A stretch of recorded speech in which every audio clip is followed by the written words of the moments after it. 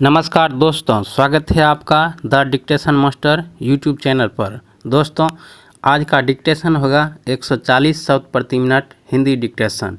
यह डिक्टेशन विधानसभा, विधान परिषद या parliamentary reporter के लिए बहुत ही उपयोगी होगा। दोस्तों, इसमें पूर्ण विराम, कोमा इत्यादि को नहीं जोड़ा जाएगा, यानी कि जहाँ पूर्ण विराम और कोमा होगा उसी शब्द में गिनती किया जाएगा। दोस्तों, आज का डिक्टेशन है 140 शब्द प्रति मिनट। यदि आप इसे 150 शब्द प्रति मिनट के एभव में लिखना चाहते हैं तो यूट्यूब के दाहिने ओर 3 डॉट होता है और उससे आप स्पीड कम और अधिक कर सकते हैं। यदि 150 का लिखना है तो 1.5 का स्पीड करें और यदि 130 का लिखना है तो आप उसे माइनस में स्पीड करके लिख सकते हैं। आज का डिक्टेशन है 140 शब्द प्रति मिनट हिंदी डिक्टेशन, जिसे आप अपने मन से पूर्ण विराम, कोमा, हाइफन इत्यादि का प्रयोग करेंगे। आज का डिक्टेशन स्टार्ट होगा 5 सेकंड बाद। स्टार्ट। अहिंसक प्रतिरोध सबसे उदात्त और बढ़िया शिक्षा है। वह बच्चों को मिलने वाली साधारण अक्षर ज्ञान की शिक्षा के बाद नहीं, पहले होनी चाहिए। इससे इनकार नहीं किया जा सकता कि बच्चों को वह वर्णमाला लिखे और सांसारिक ज्ञान प्राप्त करें। उसके पहले यह जानना चाहिए कि आत्मा क्या है, सत्य क्या है, प्रेम क्या है और आत्मा में क्या क्या शक्तियाँ छुपी हुई है। शिक्षा का जरूरी अंग यह होना चाहिए कि बालक जीवन संग्राम में प्रेम से घृणा को, सत्य से असत्य को और कष्ट सहन से हिंसा को आसानी के साथ जीतना सीखे। इस सत्य का बल अनुभव करने के कारण ही मैंने सत्याग्रह संग्राम के उत्तरार्ध में पहले टॉलस्टॉय फॉर्म में और बाद में फिनिक्स आश्रम में बच्चों को इसी ढंग की तालीम देने की भरसक कोशिश की थी।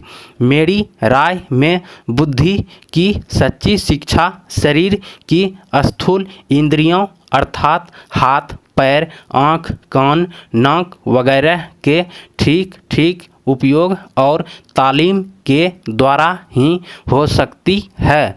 दूसरे शब्दों में बच्चों द्वारा इंद्रियों का बुद्धिपूर्वक उपयोग उसकी बुद्धि के विकास का जल्द से जल्द और उत्तम तरीका है, परंतु शरीर और मस्तिष्क के विकास के साथ आत्मा की जागृति भी उतनी ही नहीं होगी, तो केवल बुद्धि का विकास घटिया और एकांगी वस्तु ही साबित होगा। आध्यात्मिक शिक्षा से मेरा मतलब हृदय की शिक्षा है, इसलिए मस्तिष्क का ठीक ठीक और सर्वांगीण विकास तभी हो सकता है जब साथ साथ बच्चे की शारीरिक और आध्यात्मिक शक्तियों की भी शिक्षा होती रहे। ये सब बातें अविभाज्य हैं, इसलिए इस सिद्धांत के अनुसार यह मान लेना कुतर्क होगा कि उनका विकास अलग अलग या एक दूसरे से स्वतंत्र रूप में किया जा सकता है। शिक्षा से मेरा अभिप्राय यह है कि बच्चे और मनुष्य के शरीर, बुद्धि और आत्मा के सभी उत्तम गुणों को प्रकट किया जाए। पढ़ना लिखना शिक्षा का अंत तो है ही नहीं, वह आदि भी नहीं है। वह पुरुष और स्त्री को शिक्षा देने के साधनों में केवल एक साधन है। साक्षरता स्वयं कोई शिक्षा नहीं है। इसलिए तो मैं बच्चों की शिक्षा का प्रारंभ इस तरह करूँगा कि उसे कोई उपयोगी दस्तकारी सिखाई जाए और जिस क्षण से वह अपनी तालीम शुरू करे उसी क्षण उसे उत्पादन का काम करने योग्य बना दिया जाए।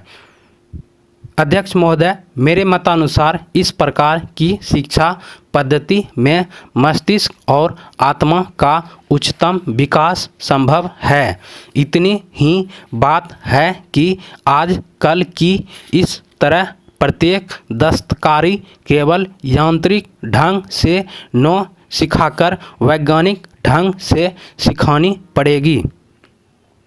अर्थात बच्चे को प्रत्येक प्रक्रिया का कारण जानना चाहिए। मैं चाहता हूँ कि सारी शिक्षा किसी दस्तकारी या उद्योगों के द्वारा ही दी जाए। आपको यह ध्यान में रखना चाहिए कि प्रारंभिक शिक्षा में सफाई, तंदुरुस्ती, भोजन शास्त्र, अपना काम आप करने और घर पर माता पिता को मदद देने वगैरह के मूल सिद्धांत शामिल हो। मौजूदा पीढ़ी के लड़कों को स्वच्छता और स्वावलंबन का कोई ज्ञान नहीं होता और वे शरीर से कमज़ोर होते हैं। इसलिए मैं संगीतमय कवायद के जरिए उनको अनिवार्य शारीरिक तालीम दिलवाऊंगा।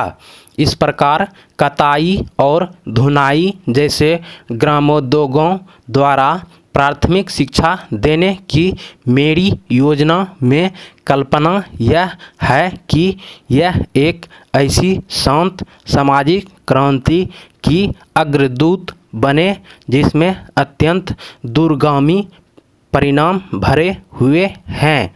इससे नगर और ग्राम के संबंधों का एक स्वास्थ्यप्रद और नैतिक आधार प्राप्त होगा और समाज की मौजूदा आरक्षित व्यवस्था और वर्गों के परस्पर विषाक्त संबंधों की कुछ बड़ी से बड़ी बुराइयों को दूर करने में बहुत सहायता मिलेगी।